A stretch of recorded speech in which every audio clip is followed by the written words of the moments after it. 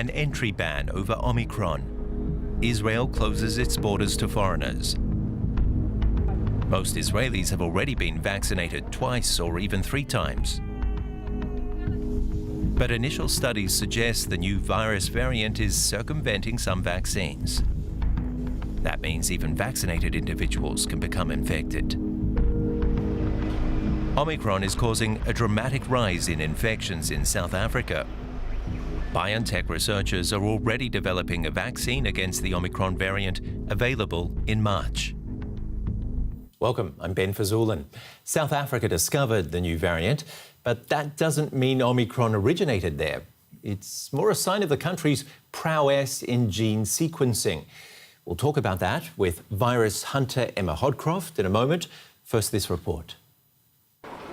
Stranded travelers, plunging stock markets, new lockdowns. Call it the Omicron effect. The variant was first identified by South African researchers. Lab workers running COVID-19 tests started to find cases that didn't match known virus profiles. So they alerted virologists who studied the virus's composition by sequencing its genes. Sequencing is a tool that allows scientists to follow how a virus mutates. That means they analyze genetic material by reading its components, each one like a letter of the alphabet. South Africa has highly advanced sequencing labs, a legacy of the HIV and tuberculosis epidemics, which saw the country develop significant testing capabilities, now directed toward coronavirus research. But there's a downside. Many countries instituted travel bans on South Africa as soon as Omicron was revealed. Some say that the country is now being punished for its transparency and its research. But will such travel bans even work? When you are kind of taking measure against a country, it is like it is the measure against a good surveillance system. So the fact that other cases are being discovered in Europe is not unexpected. It may happen in other countries. Those travel bans are still in place, however, even though the virus is known to have already traveled all over the world. And now to molecular epidemiologist Emma Hodcroft. Thanks for your time.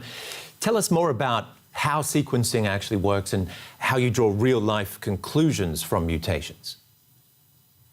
So mutation is really a way of life for viruses. They mutate quite a lot. Importantly, most of these mutations won't impact how the virus works, but they're important clues that we scientists can use, because if we see 2 viruses that have similar mutations, they're probably more closely related. And when we analyze all of the sequences of SARS-CoV-2 that are available, we can basically make a virus family tree. This lets us trace how the virus has moved around the world, how it's changed over time, and perhaps most importantly, how it's acquired new mutations that could indicate the virus is changing how it works. So how related would you say Omicron and Delta are? So one of the things that surprised scientists about Omicron is that it's actually very distantly related from any other variant we've seen so far. I think many of us expected that the next variant would be kind of a child of Delta, Delta plus something else. But Omicron has come a little bit out of left field. We don't actually have many ancestors for Omicron, so relatives nearby that help us understand where it came from or how it came to be so different. This is something we're hoping to understand better as we get more data. What does the mutational profile of Omicron tell us about its transmissibility or immune evasiveness? So what really surprised scientists with Omicron is that it has a lot of mutations in what we call the spike protein. And many people will have heard of this. It's the part of the virus on the outside that's critical both for the virus to actually attach to cells and infect them, but also it's the part that our immune system learns to recognize when we've been infected or vaccinated, so that if it sees it again, it mounts a good immune response. Because Omicron has so many mutations, there's real concerns that this could mean the virus might, for example, be able to get into cells faster, or it might have changed so much that our immune system doesn't recognize it as well. And unfortunately, some early data that came out a few days ago suggests that immune protection and the protection from vaccines might be lessened for Omicron. This is why scientists are working really hard to try and better understand how well protected from Omicron we are and whether it is more transmissible. But we're being told that Omicron doesn't cause such a severe course of COVID-19 in people. Could it be a good thing at the end of the day if Omicron overtakes Delta, which is by most studies more dangerous? So one thing we need to be really cautious here is that we've only identified Omicron a couple of weeks ago. The data is incredibly early, especially for things like hospitalization. If you get SARS-CoV-2, you don't go to hospital the next day. It might take a couple of weeks until we know that you're having a bad outcome. So we might just not be seeing this yet for Omicron. But even if Omicron does have a slightly less bad clinical outcome, so maybe slightly fewer people end up going to hospital, what's still really concerning is that if it transmits really quickly and it can get around vaccine immunity, a lot of people will get infected at about the same time. So we'll have a huge number of cases. And even a small percent of a big number is a big number. So if a lot of those people end up needing hospitalization and care at the same time, that could still overwhelm our healthcare systems. What does its genetic code tell us about its potential origin? Because you mentioned there's a big question mark over that at the moment. So the interesting thing about Omicron, as I said, is that it doesn't have many near relatives. Normally, when we identify a variant, we can kind of see its grandparents and its great-grandparents and how it might have come about, how it changed over time. With Omicron, we don't really see this, but scientists have some ideas about why Omicron might be so different. For example, it could be that it evolved in an immunocompromised person. When someone's immune system doesn't work as well, they can't clear the virus quite as quickly, and it can acquire a lot of mutations. Another idea is that it could have been circulating somewhere just undetected. As you mentioned, we don't have good surveillance everywhere in the world, so it might have grown up somewhere else and only been picked up when it moved into South Africa. Finally, there's some speculation that this could have been a variant that moved into an animal host and then jumped back into humans. But it's important to note we haven't seen this happen in SARS-CoV-2, where the virus that came back to humans was actually worked better in humans. In the past, it's generally adapted to the animal. Of course, that doesn't rule out that could be what's happened here. And it could be a combination of two or more of these things together. And Emma, can you predict whether or not Omicron is here to stay? Because only a few variants have managed to stay around.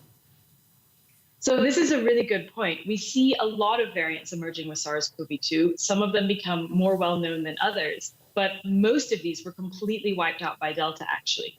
It's still early days, so it's hard to know exactly what impact Omicron is going to have. Certainly at the moment, we see it growing at quite a fast rate, both in South Africa and in countries in Europe that have good surveillance systems. So this implies that it could overtake Delta. On the other hand, we have a lot more Delta here in Europe than they do in South Africa. So it might be that this slows Omicron down a little bit. The more data we get over the next few weeks, we'll get a better idea of what Omicron has in store for us. Lastly and briefly, which genetic signs would make you suspicious regarding the evolution of a new variant? So mostly what we look for in new variants is changes in the spike protein. And things like Omicron are exactly what we've been watching out for, where we see a lot of mutations in areas that our body needs to recognize the virus, and areas that might impact how fast that virus can spread from person to person. So this is what we're really looking out for when we look at new sequences that are arriving from all around the world. Emma Hogcroft, pleasure talking to you again. And here's a great question to follow up on that chat with Derek Williams, boosters tailored to variants. We touched on it earlier.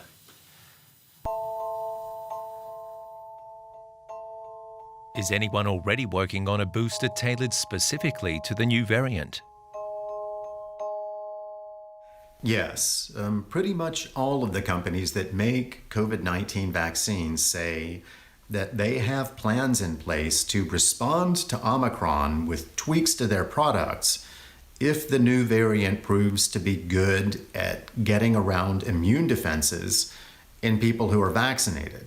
But we don't know yet whether or to what extent that'll be the case.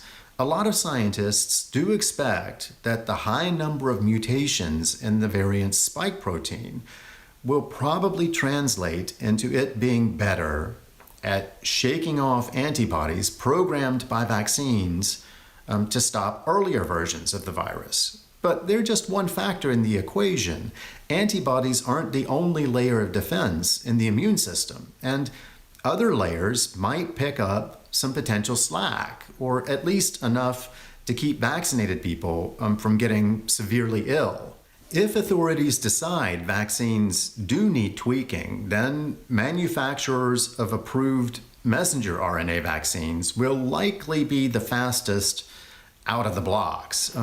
Both Pfizer and BioNTech and Moderna say they could be ready to begin producing doses tailored to Omicron on a massive scale by about March. But don't forget, the bigger problem by far, for now at least, continues to be the Delta variant, and the vaccines we already have still work well against it, especially healthcare authorities say after a booster shot, which raises the number of antibodies in your body significantly, at least for a while. And that increase in quantity, some experts think, might help make up for any potential loss of quality when it comes to the new variant. So, for the time being, they say, the right strategy is to continue to give people boosters of available vaccines and wait for more data on Omicron before moving to alter them.